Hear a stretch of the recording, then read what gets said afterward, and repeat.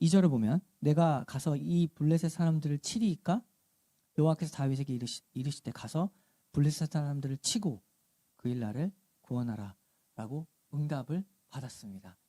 이제 어떻게 해야 된다. 이런 딜레마 속에 있을 때 하나님이 다윗에게 응답하셨습니다. 가라.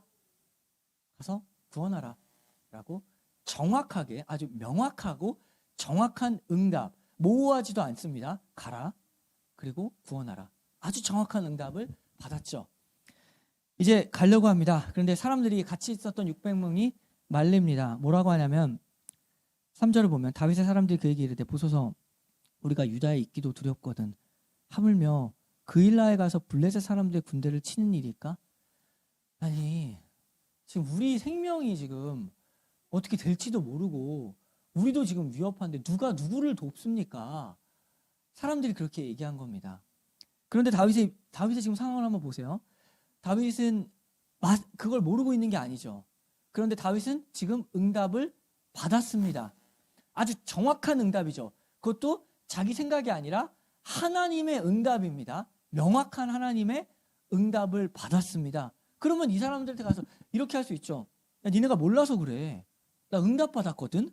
그리고 이 응답은 그냥 모호한 나의 생각이 아니라 하나님의 정확한 응답이야. 나도 헷갈렸어. 나도 너희처럼 애매했다고. 근데 응답을 받았거든. 그리고 정확하거든. 그 하나님은 구원하라 했으니까 우리가 승리가 오거든. 그러니까 가는 게 맞거든. 라고 얼마든지 할 수 있죠.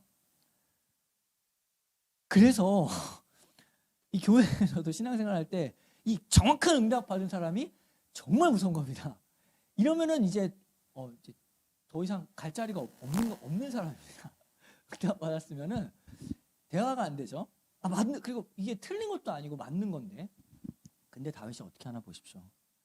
명확한 응답을 받은 다윗인데 다윗이 그 사람들의 의견을 무시하려면 무시할 수 있습니다. 응답 받았으니까. 그런데 그 다윗은 그 응답 받았음에도 불구하고 다시 한번 그 사람들의 의견, 일리가 있고 그 사람들이 그 하는 말들이 이기적인 말들이 아니거든요. 일리가 있는 말들이고 그 사람들의 마음을 다 끌어안습니다. 그래서 그 사람들을 니네가 모른다. 아직 니네 응답 안 받아서 그래. 니네가 몰라서 그래라고 무시하거나 비판하거나 아예 제껴버리지 않고 그 사람들을 품어 안습니다. 품에 안고 다시 한번 하나님에게 가서 질문하죠. 이것이 참 다윗에게 있어서 우리가 배울 점입니다. 우리는 옳다. 옳은 사람이 제일 무섭거든요. 그리고 응답받는 사람이 진짜 제일 무서운 게 이게 여지가 없다는 거죠.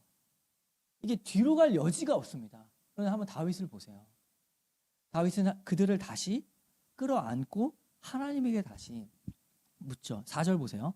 다윗이 여호와께 다시 묻자온데 여호와께서 대답하여 이르시되 일어나 그일라로 내려가 내가 블레셋 사람들을 내 손에 넘기리라 하신지라.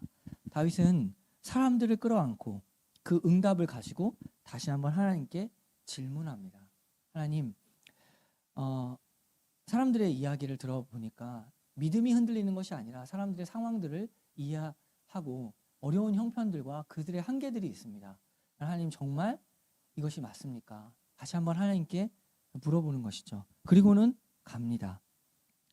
이 사람은 하나님의 의견도 듣고 사람의 의견도 들어서 조율하는 것이 아니라 하나님의 응답을 가지고 다른 사람들을 비판하지 않고 그 사람들을 끌어안고 다시 하나님께 돌아가서 하나님의 응답으로 움직였던 사람입니다. 이러한 부분에 그 사람들 역시도 다윗에게 감화가 되는 것이죠. 응답받았는데 무시하는 것이 아니라 그들의 의견을 듣습니다. 그러나 하나님의 응답이 무엇인지 다시 한번 확고히 그것이 주어졌을 때는 그들을 데리고 가는 것이죠. 이것이 참 우리가 생각해야 봐야 될 그의 신앙이 어떻게 사람들에게 녹아져 내려가는가, 그 인생관으로 어떻게 흘러가는가라는 것을 보게 되는 것입니다. 한마디로 꽉 막힌 사람은 아닙니다. 듣는 사람이었습니다.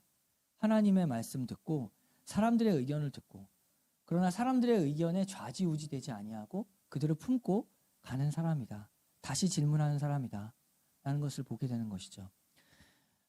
그런데 사울은 어떻습니까? 사울은 지금 다윗 찾으러 가는데 굉장히 민주적입니다. 그 다윗을 죽이려고 했던 그 10사람들의 얘기를 듣고 그들과 대화를 하죠. 사울은 어떠냐면은 질문하지 않습니다. 하나님에게. 사람들의 의견을 아주 경청하죠. 잘 듣고 얘기를 합니다. 그러나 하나님에게는 가지 않습니다.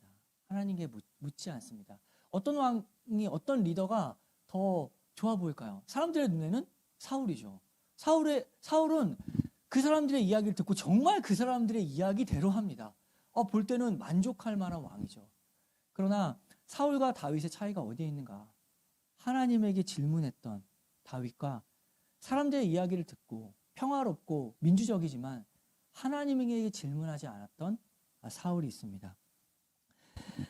우리가 여기서 보게 되는 것은 아주 특별한 장면인데 다윗이 얼마나 하나님과 친했는지를 알게 되는 것입니다.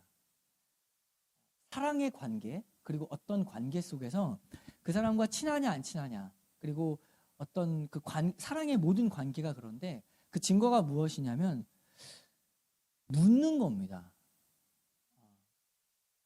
물어보는 겁니다. 아이들이 얼마나 많이 물어보는지 아시죠? 아버지에게, 또 엄마에게. 그리고 우리 다 경험했죠. 고3 때, 고2 때. 묻지 않습니다, 선생님한테. 물어보지 않아요. 그 정적이 가득한, 그 고요한, 상관이 없습니다. 우리가 묻지 않는 관계, 그 관계가 어떠한지 보여주는 것을 우리가 다 알고 있습니다. 우리는 하나님에게 얼마나 물어보는가 한번 생각해 보십시오.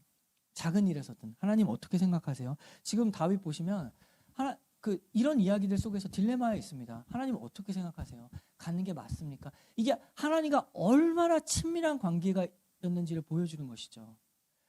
우리가 배웠죠.